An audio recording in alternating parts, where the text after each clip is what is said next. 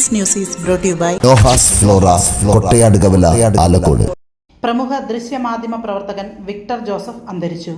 ആരോഗ്യ പ്രശ്നങ്ങളെ തുടർന്ന് പരിയാരത്തെ കണ്ണൂർ ഗവൺമെന്റ് മെഡിക്കൽ കോളേജ് ആശുപത്രിയിൽ ചികിത്സയിലിരിക്കെയായിരുന്നു അന്ത്യം.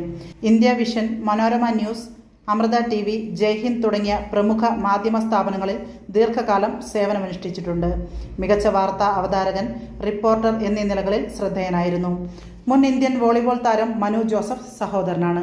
സംസ്കാരം ഇന്ന് കണ്ണൂർ പയ്യാവൂരിൽ നടക്കും. നിങ്ങളുടെ സ്റ്റൈലിനും കംഫർട്ടിനും ഇനിയൊരു പുതിയ അഡ്രസ്